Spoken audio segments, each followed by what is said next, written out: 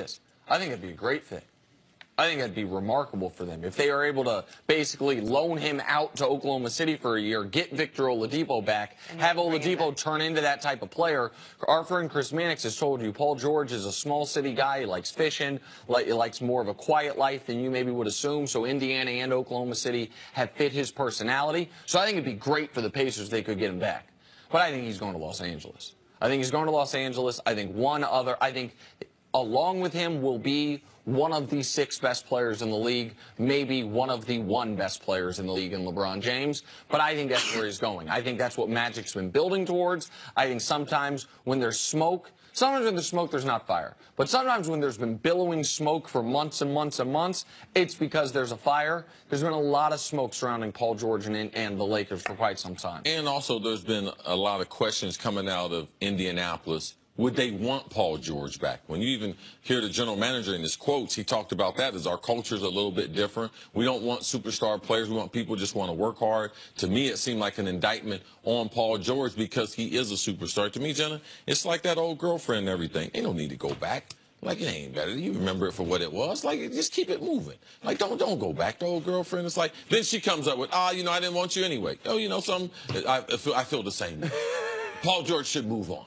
For like 5 seconds, I thought you were talking about my life, and then I was like, "Oh wait, we're talking about Paul George." Well, I mean, there's some to give analogous you something in your wheelhouse, but what you do with it, Jenna, I don't know. I put it by the rim. You can either tap it in, or you can dump it away. I came at you with some sauce, and I put it down. What do you like more for Paul George, L.A. or Philly? L.A. assuming they get another guy, not just him, L.A. or Philly. I just think the pool of going back home, back to your home state of California, is stronger on players than people realize. Now, I think the better basketball situation is in Philadelphia. I mean, you imagine Paul George being on that team last night. I don't care who Boston have. They can bring back Gordon Hayward.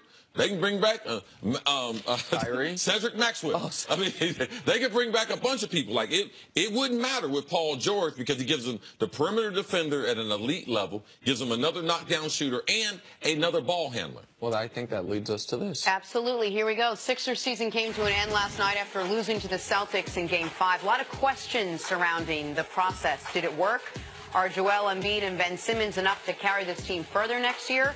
Does it need more processing? Here's Embiid with some thoughts on the matter.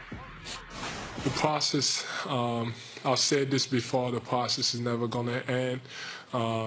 It's a process to get to the playoffs. We did it. It's another one to get to the, I wouldn't say the semifinals, but the conference finals. We didn't do it, so next year, that's definitely our goal. All right, obviously a lot to be addressed this offseason. Embiid's being a little disingenuous there.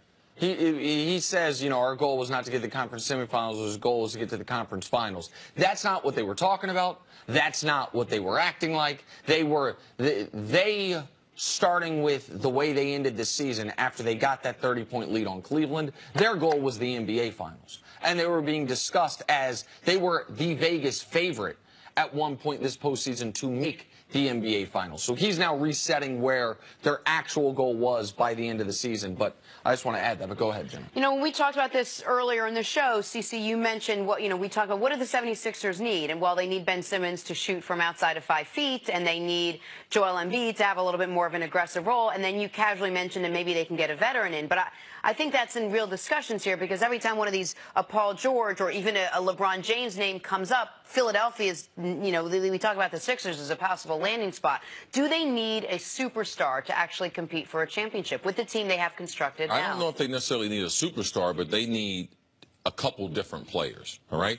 It's hard when you have a lineup that has Bellinelli, J.J. Redick, and T.J. McConnell in the lineup. The reason why, because Brad Stevens, what he did was he posted up all 3 of these players. All 3 of these players undersized. All of them are good shooters, but they're undersized, and none of them are athletic enough to be able to compete with the most athletic teams in the NBA. So you might talk about it being a superstar player. They need a wing player that has some size, and can shoot. It would help this team out better, but more importantly, what they need is they need Markelle Fultz to take over the point guard spot for them. I believe that will give them the type of balance because he is a great athlete who can push the ball. He's 6'4". You can't post him up. He's not a detriment on the defensive end. So, yes, getting another player, I'm not going to hang on just it's got to be a superstar, but it can't be players that are one-dimensional like Bellinelli and J.J. Redick are right now. I am going to hang on it being a superstar for this reason.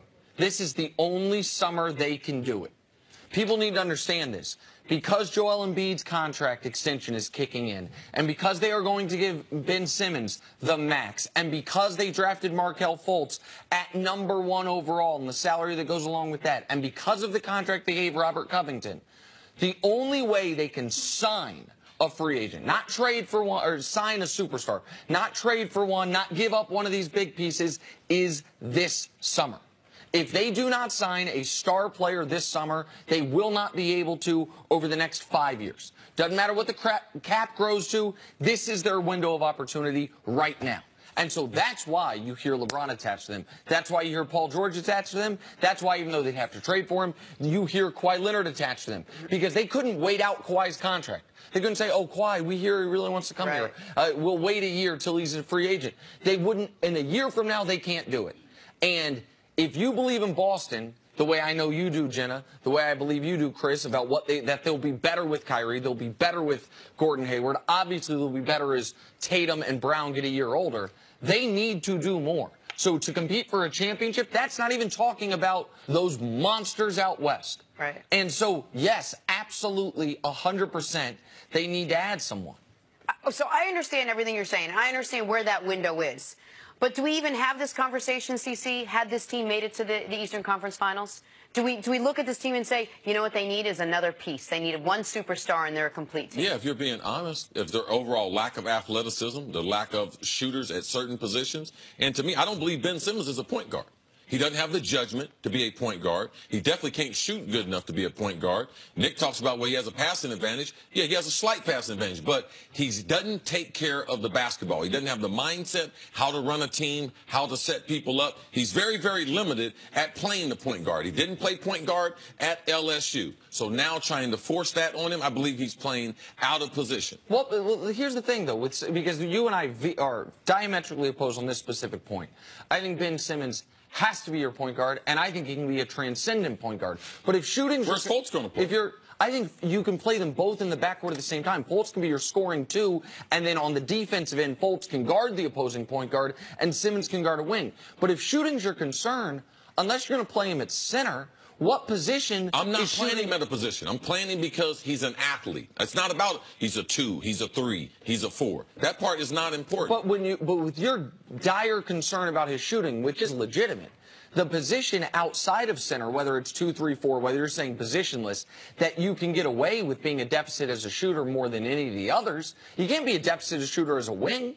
Like I just think you're getting too caught up with the point guard position. All right, he's a good athlete. We're going to have on the floor. He's going to handle the ball some, but he is not a traditional point guard. He does not have the skill set. He can't run an offense, and it's important, Nick, he can't shoot. I understand, but the important him not being able to shoot is no matter the position he's playing, that matters. I would argue it matters more in the positions you're talking about. But I disagree with you on if he can run an offense. But to Jenna's question, would we be talking about this had they won this round?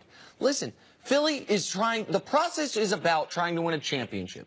And this team is presently constituted, unless the Warriors break up, unless Chris Paul gets old quick, are not ready to compete with the Warriors and the Rockets. Now, if they're saying we're going to take the super long view, we're going to wait those guys out, we're worried about 2021 and 2022, that's fine. But they could go be the league favorites to win the title if they sign LeBron. They could be one of the top favorites if they get Kawhi or Paul George. This is the summer to do it.